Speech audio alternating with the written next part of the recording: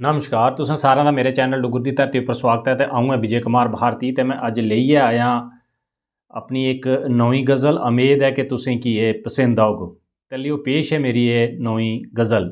गुरु दी शरण च कोई जाना नहीं चाहता, कष्ट जिंदू दे मटाना नहीं चाहता। गुरु दी शरण च कोई जाना नहीं चाहता, कष्ट जिंदू दे मटाना नहीं चाहता। लोकें की हर कोई पाठ पढ़ांदा, अपने मने की समझाना नहीं चाहता। लोकें की हर कोई पाठ पढ़ांदा, अपने मने की कोई समझाना नहीं चाहता। गुरु दी शरण च कोई जाना नहीं चाहता, जिंदू दे कष्ट मटाना नहीं चाहता। जिंदू दे कष्ट मटाना नहीं चाहता। अप्पू मुफ्त सब किश खाई लिंदा, अप्पू मुफ्त सब किश खाई लिंदा। दुए की मुफ्त कुछ खलाना नहीं चाहता। गुरु दी शरण च कोई जाना नहीं चाहता, कष्ट जिंदू दे मटाना नहीं चाहता। कष्ट जिंदू दे मटाना नहीं चाहता। शराबे दी हट्टी लगन रींगा, दुद्धे दी हट्टी कोई जाना नहीं चाहता।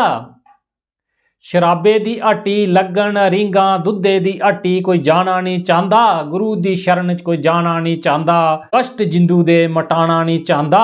कष्ट जिंदू दे मटाना नहीं चाहता। आलस ते गुजखोरी दुनिया रे शादी, मेहनत करी कोई कमाना नहीं चाहता। आलस ते गुजखोरी दुनिया रे शादी, मेहनत करी कोई कमाना नहीं चाहता। गुरु दी शरण च कोई जाना नहीं चाहता, कष्ट जिंदू दे मटाना नहीं चाहता। गुरु दी शरण च कोई जाना नहीं चाहता।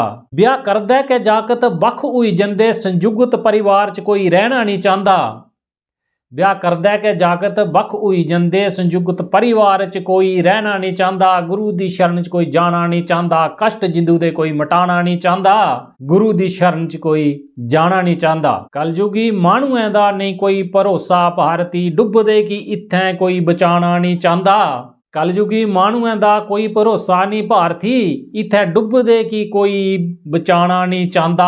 गुरु दी शरण च कोई जाना नहीं चाहता, कष्ट जिंदू दे मटाना नहीं चाहता। गुरु दी शरण च कोई जाना नहीं चाहता। गुरु दी शरण च कोई जाना नहीं चाहता।